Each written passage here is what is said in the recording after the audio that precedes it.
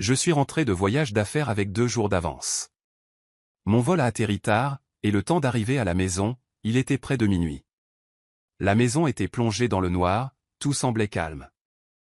J'ai déposé mon sac près de l'entrée et je suis monté à l'étage, en essayant de ne pas réveiller mon mari. En entrant dans la salle de bain pour me laver le visage, quelque chose a attiré mon attention. Il y avait une brosse à dents rose à côté de la sienne. Je l'ai fixée un moment. Je n'avais jamais acheté ça. Ce n'était pas la mienne. J'ai ouvert le placard et j'ai vu un flacon de parfum aux notes florales que je ne reconnaissais pas. Un pot de crème pour le visage à moitié vide trônait à côté. Rien de tout cela ne m'appartenait. Je suis retourné doucement dans la chambre. Il dormait, ou du moins, il faisait semblant. J'ai regardé autour de la pièce. Une paire de talons hauts était soigneusement rangée sous ma chaise. Pas les miens non plus. Mon cœur s'est mis à battre la chamade. J'ai senti un frisson me parcourir tout le corps. Je ne voulais pas croire ce que je voyais. Le lendemain matin, je lui ai posé la question directement. À qui sont les affaires dans la salle de bain? J'ai essayé de garder une voix stable. Il a à peine levé les yeux de son téléphone. De quoi tu parles? Je lui ai parlé de la brosse à dents, du parfum, des chaussures. Son visage est resté de marbre. Il a haussé les épaules et a dit, tu les as peut-être achetées et oubliées. Tu es toujours stressé par le boulot. J'avais l'impression de devenir folle. Je savais ce qui était à moi. Je n'avais pas imaginé ces choses. J'ai insisté. Cette brosse à dents rose. Je n'en ai jamais utilisé une comme ça. Il a ri doucement. Tu deviens parano. C'est sûrement un vieux truc qui traînait. Tu te fais des films, encore une fois. Comme d'habitude. Son ton était calme, presque amical. Mais chaque mot me faisait l'effet d'une gifle. Il mentait. Je le voyais dans ses yeux. Pourtant, il réussissait à me faire douter de moi-même. Je n'ai pas argumenté. J'ai juste hoché la tête et je n'ai rien dit. Les jours suivants, j'ai continué à observer la maison. Il y avait des petits détails. Une brosse à cheveux inconnue. Une tasse à café dont je ne me souvenais pas. De la musique jouant sur son enceinte, un genre que je ne l'avais jamais entendu apprécier auparavant. Mais à chaque fois que j'en parlais, il me servait la même rengaine. J'imaginais des choses, je surinterprétais. La nuit, je restais éveillé pendant qu'il dormait à mes côtés. Je fixais le plafond en essayant de me convaincre que j'avais tort. Que j'étais fatigué, anxieux ou que je perdais la tête. Mais au fond de moi, je savais que quelque chose clochait. Quelqu'un d'autre était venu ici. Quelqu'un qui n'était pas moi. Je n'étais pas encore prête à me battre. Mais j'ai cessé de croire ce qu'il disait. J'ai commencé à écouter plus attentivement, à observer de plus près. J'ai commencé à tout noter. Les dates. Les heures. Ce que je voyais. Je n'en ai parlé à personne. Je n'ai pas pleuré. J'ai juste attendu. Et j'ai planifié de découvrir la vérité. J'ai acheté 2 petites caméras en ligne et je les ai cachées moi-même. L'une dans un cadre photo du salon. L'autre, je l'ai glissée dans la bibliothèque en face de notre lit. Elles étaient petites, silencieuses et difficiles à repérer. Je n'ai rien dit à personne. Je voulais juste des preuves. Pendant quelques jours, je les ai laissées enregistrer tout en faisant comme si de rien n'était. J'ai agi normalement. Je parlais quand il parlait. Je souriais quand il le fallait. À l'intérieur, j'étais anesthésié. Je passais mes nuits seul dans la chambre d'amis. Il ne semblait pas s'en soucier. Un après-midi, alors qu'il était sorti, je me suis assise à mon bureau et j'ai visionné les enregistrements. J'ai gardé le volume bas et mes mains immobiles. Ce que j'ai vu m'a tordu l'estomac. La première vidéo montrait une femme franchissant la porte d'entrée comme si elle était chez elle. Elle avait une clé. Elle a enlevé son manteau et l'a accroché à ma patère. Elle s'est versé du vin, s'est assise sur mon canapé et a allumé la télé comme si c'était sa maison. Une autre vidéo la montrait dans notre chambre, en train de rire. Elle portait une de mes robes, une que je n'avais pas vue depuis des semaines. Elle a ouvert mon tiroir, a fouillé dans mes bijoux et a porté mon collier à son cou. Elle a eu un petit sourire narquois. Plus tard, je l'ai vue allongée dans notre lit à côté de lui. Il se tenait la main. Il chuchotait des choses que je ne voulais pas entendre. Elle prenait des selfies dans le miroir, portant mes vêtements, tenant mon parfum. À un moment donné, elle a jeté un de mes chemisiers de côté en le qualifiant d'ennuyeux. Dans un extrait, lors d'un appel vidéo, elle a montré la maison avec la caméra et a dit à quelqu'un, elle n'en a aucune idée. C'est pratiquement chez moi maintenant. J'ai regardé en silence, sans larmes. Juste une sensation d'oppression dans la poitrine qui ne passait pas. Elle était à l'aise chez moi, vivant comme si tout lui appartenait. Et il la laissait faire. Il ne regardait jamais par-dessus son épaule, n'avait jamais l'air nerveux. Il l'avait installée ici pendant mon absence, comme si je n'existais pas. J'ai rembobiné un passage et j'ai regardé à nouveau. Elle se tenait devant mon placard, portant mon peignoir. Elle lui a dit, elle ne revient pas de sitôt, hein. Il a juste hoché la tête et l'a embrassée sur la joue. J'ai mis la vidéo en pause. C'était suffisant. Je n'ai pas crié. Je ne l'ai pas confronté. J'ai juste sauvegardé les clips et fait des copies. Chaque fichier. Chaque seconde. Je l'ai regardé toucher mes affaires, dormir à ma place, rire comme si j'étais une blague. Et j'ai su ce que je devais faire ensuite. Il pensait que j'allais m'effondrer. Il pensait que j'allais supplier ou pleurer. Mais je ne l'ai pas fait. Je suis restée silencieuse. J'ai souri quand il le fallait. Je les ai laissés croire qu'ils étaient en sécurité. Mais maintenant, je connaissais la vérité et ils n'avaient aucune idée de ce qui allait leur tomber dessus. Un matin, j'étais assise à la table de la cuisine, en train de boire du thé. Il est entré comme si tout était normal. Téléphone à la main, pas de bonjour. Puis il a dit quelque chose qui a fait s'arrêter mon cœur. On a décidé d'essayer le mariage libre. Il a dit ça comme si ce n'était rien. J'ai levé les yeux doucement. Ai-je demandé. Il n'a pas scié. Ouais, elle et moi. Tu ne combles pas mes besoins. Et je pense que c'est la meilleure façon d'avancer. Il n'y avait pas de discussion, pas d'avertissement, pas de respect. Juste une déclaration froide comme si je ne comptais pas. Je n'ai rien dit. Je l'ai juste fixé. Il a croqué dans une tartine et s'est éloigné. Plus tard ce jour-là, elle a commencé à agir avec encore plus d'audace. Elle est entrée dans la cuisine en chantonnant, portant mon collier. Elle l'a appelé « bébé » devant moi. Elle a ramassé son linge comme une épouse l'aurait fait. Quand elle m'a vu regarder, elle a souri. Elle cuisinait des repas et lui disait quoi acheter. Elle s'asseyait sur le canapé, les jambes relevées, comme si c'était chez elle. Elle me coupait la parole, riait fort et agissait comme si j'étais invisible. Quand des invités venaient, c'est elle qui ouvrait la porte. Elle servait les boissons, invitait les gens à s'asseoir, mettait de la musique. Elle avait l'air d'être la maîtresse de maison. Je me sentais comme une étrangère chez moi. Ce qui m'a le plus choqué, c'est que personne ne disait rien. Des amis passaient et la saluaient avec des sourires faux. Les membres de la famille posaient des questions polies et faisaient semblant de ne pas remarquer l'attention. Personne ne demandait où je dormais ou comment j'allais. Personne n'avait l'air mal à l'aise. Une fois, j'ai pris ma sœur à part et j'ai demandé, « Tu arrives à croire ça ?»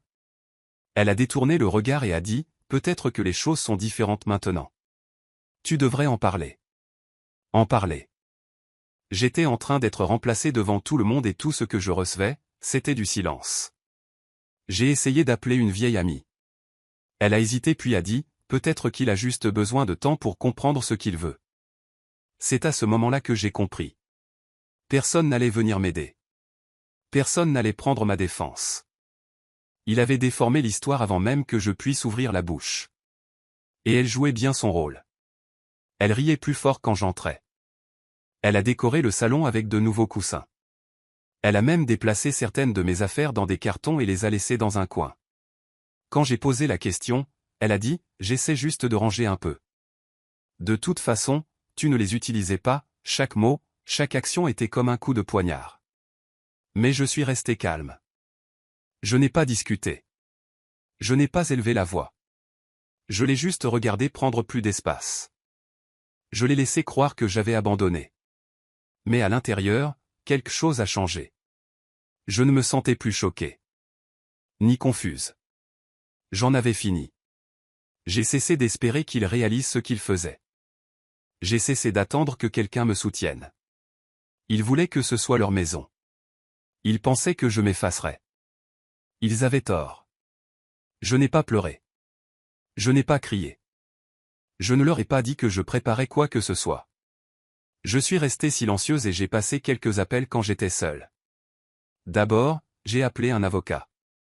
Je lui ai expliqué la situation avec des mots simples. Il a demandé les papiers de la maison. Je les avais déjà dans un dossier verrouillé dans un tiroir. Il les a parcourus et a hoché la tête. Cette maison est à vous, a-t-il dit, seul votre nom figure sur l'acte de propriété. J'ai ressenti un calme que je n'avais pas ressenti depuis des semaines. Plus tard ce jour-là, j'ai contacté un agent immobilier. Elle avait l'air sympathique au téléphone. Je lui ai dit que je voulais une vente rapide, privée, pas de panneau, pas de visite libre. Elle a dit qu'elle avait quelques acheteurs payants contents qui ne poseraient pas beaucoup de questions. C'était exactement ce dont j'avais besoin. J'ai tout gardé secret. Je n'ai pas changé ma routine. J'ai agi comme si de rien n'était. Je préparais toujours le thé. Je travaillais toujours sur mon ordinateur portable. Je donnais toujours des réponses courtes quand on me parlait. Personne ne pouvait deviner que quelque chose avait changé. J'ai vérifié l'acte de nouveau juste pour être sûr. C'était vrai. Mes parents m'avaient donné la maison avant mon mariage. Je n'avais jamais ajouté son nom. Ils n'avaient jamais demandé. Je suppose qu'ils pensaient que c'était un bien commun maintenant. Il n'a pas remarqué que les papiers manquaient. Il n'a pas remarqué les coups de fil supplémentaires ou les rendez-vous discrets. Il était trop occupé avec elle. J'ai pris des photos de la maison et je les ai envoyées à l'agent. Elle a programmé une visite privée pour un acheteur qui payait cash. La visite se ferait pendant qu'il était au travail. Tout est allé très vite. Exactement comme je le voulais. Pas de bruit. Pas d'avertissement. Le soir, pendant qu'il regardait la télé, je m'asseyais dans un coin avec un livre, mais je ne lisais pas. J'attendais. Chaque fois que je traversais une pièce, je la regardais différemment. Non plus comme un endroit que j'aimais, mais comme quelque chose que j'étais sur le point de lâcher. Et ça ne faisait pas mal. J'ai fait mes valises lentement. Juste les choses qui comptaient. Photos, bijoux, documents importants, vêtements. J'ai caché les cartons dans le garage sous de vieilles couvertures. Je n'ai dit à personne ce que je faisais. Ils pensaient que j'étais vaincu, mais je ne l'étais pas. J'étais presque prête. L'acheteur est venu un mardi après-midi, un homme calme dans la cinquantaine. Il a fait le tour de la maison avec l'agent, a posé quelques questions et a dit qu'il la prenait. Paiement intégral, comptant. Sans délai.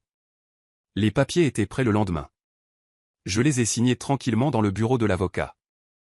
Personne ne m'a vu partir, et personne n'a demandé où j'allais. De retour à la maison, j'ai commencé à emballer les dernières petites choses. Je n'ai gardé que l'essentiel. Mes documents, quelques vêtements, des livres et de petits souvenirs. Je n'ai pas touché au reste. J'ai laissé les meubles, la vaisselle, tout ce qu'il utilisait avec elle au quotidien. Je n'avais besoin de rien de tout ça. Chaque jour, j'emballais un peu plus. Je travaillais la nuit quand la maison était calme. Je déplaçais les cartons dans ma voiture un par un, jamais plus de 2 à la fois. Ça avait l'air normal, comme des courses. Personne ne posait de questions. Il était occupé de toute façon. Il ne levait pas les yeux de son téléphone. Elle le suivait partout, toujours en train de parler, toujours souriante. Ils étaient enfermés dans leur propre monde. Ils ne me remarquaient pas en train de les observer.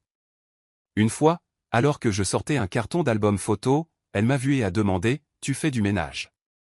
J'ai souri, juste un peu de rangement. Ça lui a suffi. Les jours ont passé et tout était prêt. L'acheteur prendrait la maison à la fin de la semaine. L'argent irait directement sur mon compte. Pas de délai. Pas d'erreur. Je suis resté calme. Je n'ai pas changé ma voix ni mon visage. Je cuisinais des repas simples. Je hochais la tête quand on me parlait. Je ne faisais aucun mouvement brusque. Je gardais les clés dans mon sac et les documents finaux sous mon lit. Il n'a pas demandé où j'allais ni ce que je faisais. Il s'en fichait. Ça jouait en ma faveur. Elle a commencé à planifier des changements pour la maison. Elle parlait de repeindre la chambre, de changer les rideaux, d'acheter de nouvelles lampes. J'écoutais. Je hochais la tête. Je ne disais pas un mot. Ils pensaient qu'ils construisaient une vie ensemble. Ils pensaient que je m'effaçais dans le décor, mais je n'allais nulle part. J'avais déjà joué mon coup et bientôt ils apprendraient ce que le silence signifie vraiment. Il était tard dans la nuit quand je suis allé au bureau de l'avocat pour la dernière étape. Les lumières étaient tamisées et le bâtiment était calme. J'ai signé la dernière page d'une main ferme. La maison n'était plus à moi. C'était fait. L'avocat m'a tendu les papiers et a dit, les acheteurs prendront possession des lieux demain matin. J'ai hoché la tête et je suis parti sans un mot. De retour à la maison, tout était immobile. Ils étaient tous les deux à l'étage. J'ai traversé les pièces lentement, jetant un dernier coup d'œil. Je ne me sentais pas triste. Juste soulagé d'en avoir fini. J'ai mis les documents signés dans mon sac et posé les clés de la maison sur le comptoir de la cuisine. Puis j'ai bouclé ma petite valise, la dernière.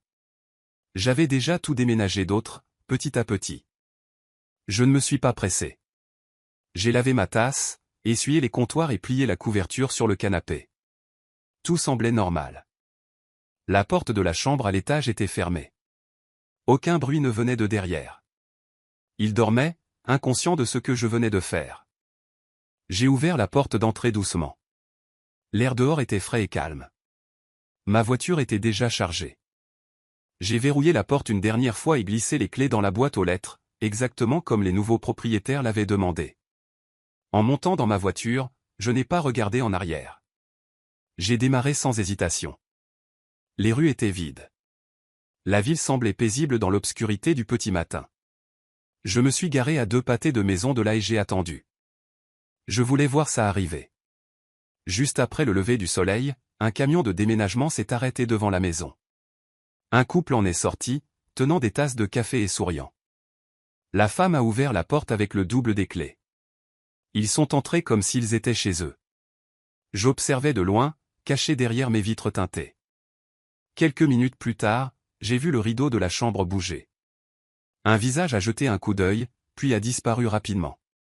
J'ai imaginé la confusion, la panique, la précipitation pour s'habiller. Peut-être qu'ils ont dévalé les escaliers, incrédules. Peut-être qu'ils ont hurlé, mais je n'avais pas besoin de voir ça. J'ai démarré le moteur et je suis parti. La maison était à eux maintenant. Laisse-le expliquer comment il l'a perdue du jour au lendemain. Laisse-la expliquer pourquoi ses affaires étaient chez quelqu'un d'autre.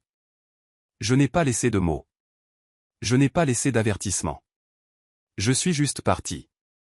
Et pour la première fois depuis longtemps, je me sentais complètement libre. Il est descendu tard dans la matinée, se frottant les yeux ébahillants. Il portait un vieux t-shirt et cherchait du café. Il s'est arrêté net quand il a vu 2 inconnus debout dans la cuisine.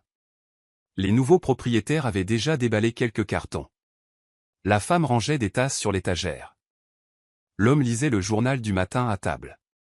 Mon mari s'est figé. Sa bouche s'est ouverte, mais aucun mot n'en est sorti. « Je peux vous aider ?» a demandé le nouveau propriétaire poliment. « C'est ma maison » a-t-il dit, la voix montant dans les aigus. L'homme avait l'air confus. « Non, nous l'avons achetée. Tout a été signé hier. » Il a couru à l'étage en criant son nom à elle. Elle est sortie, à moitié habillée, demandant ce qui se passait. Ils se sont disputés, fort et vite. Il a attrapé son téléphone et a commencé à m'appeler. Mais rien ne passait. Il a réessayé, puis a vérifié ses messages. Aucune réponse. Il m'a cherché en ligne. Rien. Je l'avais bloqué partout. Appels, textos, réseaux sociaux, emails. Tous les moyens de me joindre étaient fermés. Il est redescendu et a exigé des réponses. Mais les nouveaux propriétaires lui ont montré l'acte de vente signé. Tout était légal. Tout était complet. Sa voix est devenue plus forte. Il a crié que c'était une erreur. Que je ne pouvais pas faire ça.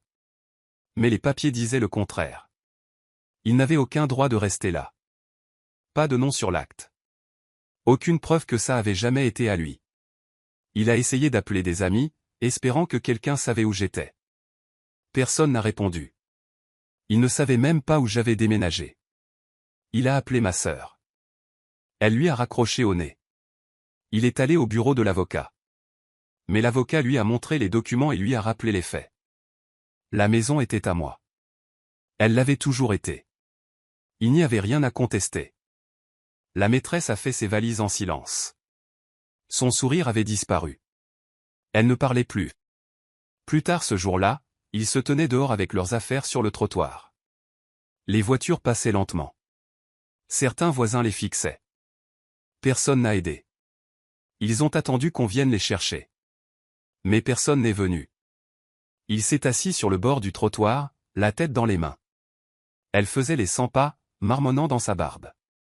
La maison qu'il croyait être là leur appartenait désormais à quelqu'un d'autre. Et moi, j'étais loin. Il a essayé une dernière fois de me trouver. Il a envoyé un message par le biais d'un vieil ami. S'il te plaît, parle-moi juste. Mais j'avais déjà tout supprimé. Chaque photo, chaque numéro, chaque trace de lui. Il avait fait son choix. Maintenant, il vivait avec le résultat. Il est allé voir un avocat en espérant contre-attaquer. Il pensait qu'il pouvait me prendre quelque chose. Peut-être la maison. Peut-être de l'argent. Il croyait avoir une chance. L'avocat a examiné les papiers et a secoué la tête. Vous n'êtes pas sur l'acte de propriété. Vous n'avez aucun droit, a-t-il dit. Il n'y a rien que nous puissions faire. Il ne l'a pas bien pris. Il a élevé la voix. Il a dit que je l'avais piégé. Il a dit que ce n'était pas juste. Mais rien de tout cela n'importait. La loi était claire. Il a quitté le bureau en colère et les mains vides. N'ayant nulle part où aller, il a demandé à sa maîtresse s'il pouvait rester chez une amie à elle. Elle a hésité. Puis elle a dit non. Elle a commencé à prendre ses distances. Elle n'aimait pas cette nouvelle situation. Pas de maison. Pas de plan. Pas de confort. Elle lui a dit qu'elle avait besoin d'espace. Elle a dit que ce n'était pas ce à quoi elle s'attendait. Puis elle est partie avec sa valise et n'est pas revenue. Maintenant, il était seul. Pas d'argent. Pas de partenaire. Pas de toit au-dessus de sa tête. Il a essayé de contacter des gens qu'il connaissait. De vieux amis. Des collègues. Même de la famille. Au début, certains écoutaient. Mais ensuite, ils ont commencé à s'éloigner aussi. Ils avaient entendu parler de ce qu'il avait fait, de la façon dont il avait laissé quelqu'un emménager dans la maison de sa femme, de la façon dont tout s'était effondré. Certains étaient polis mais distants. D'autres ont arrêté de répondre complètement, petit à petit. Les gens qui avaient l'habitude de rire à ses blagues, de l'inviter à dîner ou de le féliciter au travail ont commencé à disparaître. Personne ne voulait faire partie de son désordre. Il a cherché un emploi, mais rien de stable ne s'est présenté. Son CV était bon, mais son énergie était mauvaise. Les gens le remarquaient. Il n'avait pas l'air d'être quelqu'un de confiance. Il passait de motels bon marché à des canapés d'emprunt. Parfois, il devait dormir dans sa voiture. Et chaque fois qu'il pensait à ce qu'était sa vie avant, il se souvenait de ce qu'il avait perdu. Il avait une maison, une femme, une vie tranquille et simple. Maintenant, il n'avait que des histoires et des regrets.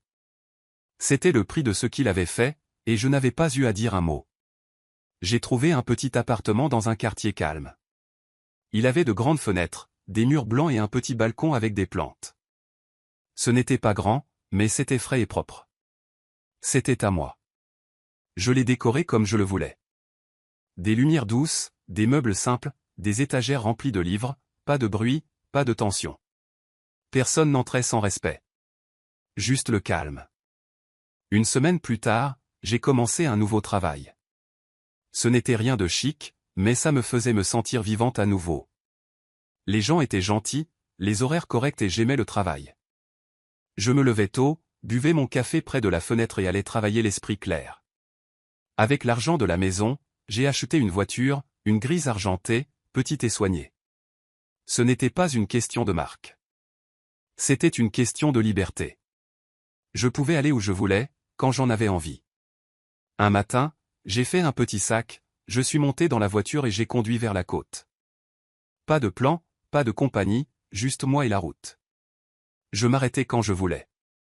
Je mangeais dans de petits restaurants, je faisais de longues promenades près de l'eau. Je restais dans un hôtel avec vue sur la mer et je m'endormais au son des vagues.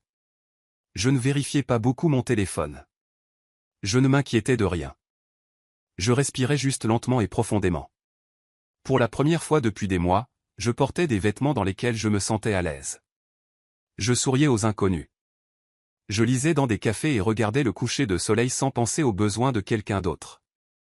Je me suis souvenu à quel point la vie pouvait être tranquille quand personne n'essaie de vous faire du mal, à quel point on se sent fort de tenir sur ses deux pieds. Je ne marchais plus sur des œufs. Je n'attendais plus que quelqu'un se soucie de moi. Je préparais ma propre nourriture, payais mes propres factures et écoutais mes propres pensées. Je n'avais plus besoin de vengeance. Je n'avais pas besoin d'excuses ou d'explications. Je ne regardais pas en arrière. J'avais construit quelque chose de nouveau, quelque chose de simple, d'honnête et qui m'appartenait. Et chaque jour qui passait, je me sentais plus légère. Je n'avais pas seulement laissé la maison derrière moi. J'avais laissé derrière moi la version de moi qui acceptait moins que ce qu'elle méritait. Maintenant, je choisissais tout selon mes propres termes et c'était ça, le pouvoir. Un après-midi, mon téléphone a vibré. C'était un numéro que je ne reconnaissais pas, mais je savais qui c'était. J'ai fixé l'écran quelques secondes, puis j'ai laissé aller sur la messagerie. Plus tard, j'ai vu l'icône de message. Un message vocal. Je me suis assise sur le canapé, le téléphone à la main, et je l'ai regardé longuement. Je n'ai pas appuyé sur lecture. Je savais déjà ce qu'il dirait. Des excuses. Des regrets. Peut-être des larmes. Peut-être des promesses de changer, mais rien de tout cela n'importait. Il avait fait son choix. Il pensait que je resterais silencieuse pour toujours. Il pensait que je n'avais aucun pouvoir. Il ne pensait pas que je partirais ou que je gagnerais. Maintenant, il n'avait rien et j'avais la paix. J'ai sélectionné le message, maintenu le bouton de suppression et je l'ai effacé sans une seconde de réflexion. Pas de réponse. Pas de seconde chance. Je n'avais pas besoin d'entendre des excuses. Je n'avais pas besoin de fausses tristesses. Ce dont j'avais besoin, je me l'étais déjà donné, la liberté. Le passé ne me suivait plus. La douleur ne me possédait plus. Il avait invité quelqu'un d'autre dans notre maison. Alors je leur ai montré la porte à tous les deux. Pensez-vous qu'elle a eu raison de vendre la maison et de partir sans dire un mot? Ou aurait-elle dû les confronter face à face avant d'agir? Dites-moi ce que vous en pensez dans les commentaires. J'aimerais beaucoup connaître votre avis. Et si vous voulez plus d'histoires comme celle-ci, assurez-vous de vous abonner et d'activer la cloche de notification pour ne jamais en manquer une nouvelle.